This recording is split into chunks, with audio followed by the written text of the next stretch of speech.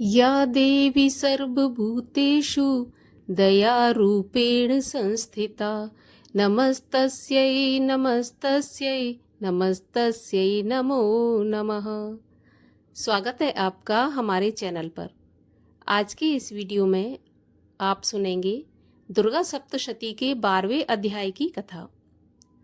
तो सभी प्रकार की व्रत कथाएं सुनने के लिए और हमसे जुड़े रहने के लिए हमारे चैनल को सब्सक्राइब अवश्य करें, बेल आइकन पर प्रेस कर लें और आज की कथा अच्छी लगे तो लाइक कर दें और शेयर कर दें। साथ ही कमेंट बॉक्स में जय माता दी ज़रूर लिखें। तो चलिए अब हम सुनते हैं दुर्गा सप्तशती के 12वें अध्याय का पाठ। देवी बोली, जो पुरुष एकाग्र होकर इन स्तोत्रों से नित्य मेरी स्तुति करेगा उसकी सभी बाधाएं मैं निसंशय नाश कर दूंगी। और जो मधुकैटभ का नाश, महिषासुर का घात एवं शुंभ निशुंभ इन दोनों के वध आदि का कीर्तन करेंगे और जो एकाग्र होकर अष्टमी, चतुर्दशी और नवमी तिथियों में भक्ति पूर्वक मेरे इन उत्तम चरित्रों का महात्म्य सुनेंगे, उन्हें किसी भी प्रकार का अनिष्ट स्पर्श नहीं करेगा।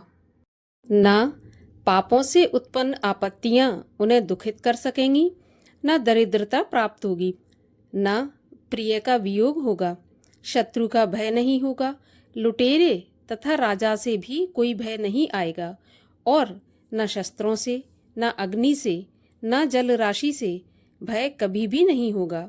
इसलिए मेरा महात्म्य एकाग्र चित्त होकर पढ़ना चाहिए एवं भक्ति से सदा सुनना चाहिए। मेरा चरित्र परम मंगलदायक है। महामारी से उत्पन्न सभी उपद्रवों को तथा तीनों पापों को मेरा महात्म्य शांत कर देता है। मेरे जिस मंदिर में मेरा यह महात्म्य पढ़ा जा रहा हो उस स्थान का मैं कभी त्याग नहीं करती। वहाँ मेरा सदा सन्निधान रहता है। बलिदान, पूजा, अग्निहोत्र एवं महोत्सव में इस मेरे सारे चरित्र का पाठ करें और श्रवण करें। इस प्रकार विधि जानकर अथवा बिना जाने बलि, पूजा, हवन आदि जो कुछ भी करेगा उसे मैं प्रीतिपूर्वक ग्रहण कर लेती हूँ। शरद काल में मेरी वार्षिक महापूजा की जाती है। उस अवसर पर जो मेरे इस महात्म्य को भक्ति के साथ सुनेगा उसकी सभी बाधाएं निवृत्त हो जाएंगी और वह धन धान्य पुत्र आदि से संयुक्त हो जाएगा। मेरी उस पर कृपा सदैव बनी रहेगी, इसमें कोई संशय नहीं है। मेरे इस महात्म्य को, मेरी उत्पत्ति की पवित्र कथाओं को एवं युद्ध में मेरे पराक्रम को जो मनुष्य सुनेगा वह सर्वथा निर्भय हो जाएगा। मेरे इस महात्म्य सुनने वाले मनुष्यों के शत्रु नष्ट हो जाते हैं, कल्याण प्राप्त होता है और कुल आनंदित रहता है।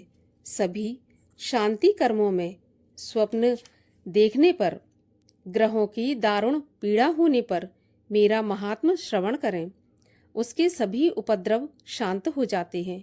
ग्रहों की दारुण पीड़ाएं निवृत्त हो जाती हैं। मनुष्य का देखा हुआ बुरा स्वप्न सुख स्वप्न हो जाता है। बाल ग्रहों द्वारा पीड़ित बालकों के लिए यह महात्म्य शांतिदायक है। मनुष्यों में फूट हो जाने पर यह महात्म्य मित्रता कराने में परम उत्तम है। सभी दुराचारियों के बल का भली भांति नाश कर देता है। पढ़ने से ही राक्षस, भूत, पिशाच आदि का नाश होता है और मेरा यह सारा महात्म्य मेरी सन्निधि प्राप्त करा देता है। पुष्प, अर्घ, दीप, धूप, गंध तथा उत्तम दीपों द्वारा मेरे पूजन से, ब्राह्मणों को भोजन कराने से, होम से, प्रतिदिन के अभिषेक से और भी अनेक प्रकार के भोगों पदार्थों के दान से वर्ष भर जो मेरे अर्पण करके आराधना करते हैं, इससे जो मुझे प्रसन्नता होती है वही प्रसन्नता मेरे इस महात्म्य के एक बार सुनने से हो जाती है। इसे सुनते ही सब पाप नष्ट हो जाते हैं, फिर आरोग्य प्राप्त हो जाता है। मेरी उत्पत्तियों का कीर्तन तो सभी भूतों से रक्षा करता है। युद्ध में वर्णित मेरा जो चरित्र दुष्ट दैत्यों के नाश करने वाला है, उसके श्रवण करने पर मनुष्य को बैरियों से किसी प्रकार का भय नहीं रहता। हे देवतागण, तुम लोगों ने जो मेरी स्तुतियां की हैं एवं ब्रह्म ऋषियों ने जो की हैं और ब्रह्मा जी ने जो की हैं, वे सभी मंगलमयी बुद्धि देती हैं। वन में शून्य स्थान पर अथवा वन की अग्नि से घिर जाने पर, शून्य स्थान में डाकुओं से घिर जाने पर, शत्रुओं द्वारा पकड़े जाने पर अथवा वन में शेर, चीता एवं जंगली हाथियों के पीछा करने पर क्रोध में आकर राजा ने वध की आज्ञा दे दी हो या कैद में पड़ गया हो अथवा महासमुद्र में जहाज पर बैठ जाने के बाद भारी तूफान आ जाए, उससे जहाज डगमगाने लगे, ऐसे अवसर पर घोर संग्राम में शस्त्रों का प्रहार होने लग जाए, सब प्रकार की बाधाएं पड़ रही हों, किसी महापीड़ा से व्याकुल हों, इस प्रकार की सभी घोर विपत्तियों से इस मेरे चरित्र का स्मरण करने वाला पुरुष छूट जाता है। मेरे प्रभाव से शेर आदि हिंसक पशु, डाकू तथा शत्रु मेरे चरित्र के स्मरण करने वाले पुरुष से सभी दूर भाग जाते हैं। ऋषि बोले। इतना कहकर भयंकर पराक्रम वाली भगवती चंडिका सभी देवताओं के देखते देखते वहां पर अंतर्ध्यान हो गईं। वे सभी देवता निर्भय होकर पहले के समान अपने अपने अधिकार प्राप्त करके अपने अपने यज्ञ भोगों के भोक्ता हुए। बाकी दैत्यों का हाल सुनिए अब। जबकि देव शत्रु शुंभ युद्ध में मारा गया, जो इस जगत में विध्वंस पर तुला हुआ था, जो अतुल भयंकर महापराक्रमी था, उसके मारे जाने पर और फिर महापराक्रमी निशुंभ के भी मारे जाने पर बाकी जो बचे खुचे दैत्य पाताल में भाग गए।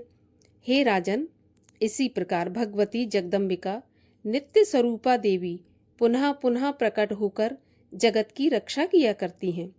ये देवी जी विश्व का मोहन करती हैं, वही जगत को पैदा करती हैं, उसी के आगे प्रार्थना करने पर संतुष्ट हो जाती हैं, फिर ज्ञान एवं रिद्धि प्रदान करती हैं।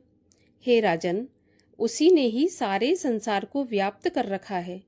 महाप्रलय काल में महामारी के स्वरूप से ही यह देवी ब्रह्मांड भर में व्याप्त हो जाती हैं। वही देवी समय समय में महामारी हो जाती हैं। अजन्मा होते हुए भी यह सृष्टि रूपा हो जाती हैं। वही सनातनी देवी समय समय पर प्राणियों की स्थिति किया करती हैं। मनुष्यों की उन्नति के समय में यही देवी घर में वृद्धिदायिनी लक्ष्मी रूपा हो जाती हैं। फिर अभाव के समय विनाश के लिए अलक्ष्मी अर्थात दरिद्रता भी बन जाती हैं। पुष्प, धूप, गंध आदि सामग्रियों से पूजी हुई फिर स्तुति करने पर यही देवी धन, पुत्र, धर्म में मति, शुभ गति आदि प्रदान करती हैं।